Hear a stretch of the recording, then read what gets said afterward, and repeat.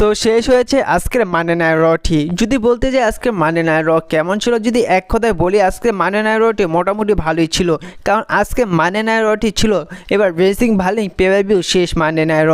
আর যেহেতু racing ভালিং paper ভিউর কথা এসে গেল, তো আপনাদের একটি বিষয় জানাই যে এবার রেসিং ভালিং পেপার ভিউতে যে কয়টি ম্যাচ হতে যাচ্ছে তার মধ্যে দুইটি ম্যাচে গ্রেটেস্ট ম্যাচ হতে যাচ্ছে।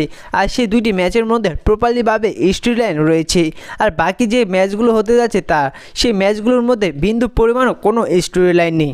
আর যে দুইটি ম্যাচের কথা বললাম, প্রথম ম্যাচ হতে যে সিএম পাং এবং ড্রু ম্যাকইন্টায়ারের মধ্যে একটি স্টেপ ম্যাচ দেখা যাবে এবার রেসিং ভালিং পেপার ভিউর মধ্যে। আর এই ম্যাচটির মধ্যে প্রপারলিভাবে স্টোরি লাইন রয়েছে। আর সেকেন্ড ম্যাচ হচ্ছে যে Liv Morgan Dominik versus Rhea Ripley এবং ডেমিন প্রিন্সের মধ্যে একটি ট্যাগ টিম ম্যাচ দেখা যাবে এবার রেসিং ভালিং পেপার ভিউর মধ্যে। আর এই ম্যাচটির মধ্যেও পুরোপুরি স্টোরি লাইন রয়েছে। আর এই কারণে এবার রেসিং ভালিং পেপার ভিউর মধ্যে এই দুটি ম্যাচই গ্রেটেস্ট ম্যাচ হতে যাচ্ছে। আর বাকি যে ম্যাচগুলো হচ্ছে সেই ম্যাচগুলোর মধ্যে কোনো স্টোরি লাইন নেই। আর সেই ম্যাচগুলো শেষ হয়ে গেলে যার যার জায়গার মতন তারা চলে যাবে। যেমন র্যান্ডি অর্টন বর্তমানে স্ম্যাকডাউন থেকে মানডে নাইট র থেকে গুন্থারকে চ্যালেঞ্জ করছে এবং গুন্থার তিনি এবার র্যান্ডি অর্টনকে হারিয়ে সাকসেসফুলভাবে তার টাইটেল দিয়ে রিটেন করে নেবে। তারপরে আবার র্যান্ডি অর্টনকে স্ম্যাকডাউনে দেখা যাবে। আর যেহেতু আপনারা স্ম্যাকডাউনের কথা এসে গিয়েছে, আপনারা এবার যেমনটা দেখলেন যে কোডি রোডস তিনি নিজে আনডিসপিউটেড চ্যাম্পিয়ন হয়ে তিনি তার পছন্দ মতন অপোনেন্ট বেছে নিয়েছেন এবার রেসিং ভালিং পেপার ভিউর জন্য। আপনারা যেমনটা দেখেছিলেন যে কোডি রোডস তার ফ্রেন্ড কেভিন ওলেন্সকে নিজেই ম্যাচ অফার করে এবার রেসিং ভালিং পেপার ভিউর জন্য, যে জায়গায় মোটো কেভিন ওলেন্স রাজি হচ্ছিল না। যেহেতু এবার রেসিং ভালিং পেপার ভিউর জন্য কেভিন ওলেন্স এবং কোডি রোডসের ম্যাচটি কনফার্ম হয়ে গিয়েছে। আর আরেকটি বিষয় যে এবার যেহেতু রেসিং ভালিং পেপার ভিউতে যেহেতু কোনো মেইন টাইটেলের স্টোরি লাইন নেই এবং অন্য ম্যাচে তো স্টোরি লাইন থাকবেই, তা তো দূরের কথাই।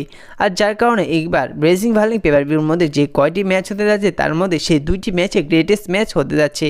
প্রথম ম্যাচ হচ্ছে সিএম পাং ড্রু ম্যাকইন্টায়ারের মধ্যে স্টেপ ম্যাচ হতে যাচ্ছে, এই ম্যাচটিও গ্রেটেস্ট ম্যাচ হতে যাচ্ছে। আর অপরদিকে Liv Morgan Dominik versus Rhea Ripley এবং ডেমিন প্রিন্স এদের ট্যাগ টিম ম্যাচটিও গ্রেটেস্ট ম্যাচ হতে যাচ্ছে।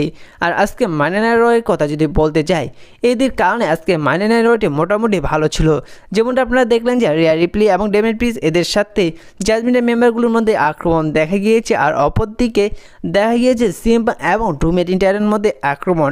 যেমনটা দেখা যায় যে ড্রু ম্যাকইন্টায়ার এসে তিনি প্রোমো কাট করতে থাকেন, কল আউট করতে থাকেন সিএম পাংকে এবং সিএম পাংকে সে জায়গায় বলে যে ড্রু ম্যাকইন্টায়ার বলে যে সিএম পাং তার পিছনে পড়ে রয়েছে, তার যে বেসলাইটটি রয়েছে তার পিছনে পড়ে রয়েছে এবং এই নিয়ে সিএম পাংকে অনেক কিছু বলতে থাকে। এক পর্যায়ে দেখা যায় যে সিএম পাং তিনি পিছন থেকে এসে ড্রু ম্যাকইন্টায়ারকে ভয়ঙ্করভাবে আক্রমণ করেছে এবং কি দেখা গিয়েছে যে সিএম পাং তিনি তার সাথে নিয়ে আসে স্টেপ এবং রিংয়ের বাইরে গেল। দেখা যায় যে ড্রু ম্যাকইন্টায়ার তিনি প্রথমত সিএম পাংকে আক্রমণ করে কিন্তু সেটাকে কাউন্টডাউন করে উল্টো সিএম পাং তিনি বাজেভাবে আক্রমণ করে ড্রু ম্যাকইন্টায়ারকে স্টেপ দিয়ে, যার কারণে সে জায়গায় বাধ্য হয় সিকিউরিটি গার্ড এসে তাদের আটকানোর জন্য এবং সেটা সুযোগ নিয়ে ড্রু ম্যাকইন্টায়ার সে জায়গা থেকে পালিয়ে যায়। পরবর্তীতে দেখা যায় যে যখন সিকিউরিটি গার্ডরা সিএম পাংকে রিংয়ে নিয়ে যায় সে জায়গায় সিএম পাং অনেকটা রেগে যায় ড্রু ম্যাকইন্টায়ারের উপর এবং সেই জাল তুলে সিকিউরিটি গার্ডদের উপর এবং সিকিউরিটি গার্ডদের সিএম পাং সেই স্টেপ দিয়ে বাজেভাবে আক্রমণ শুরু করে।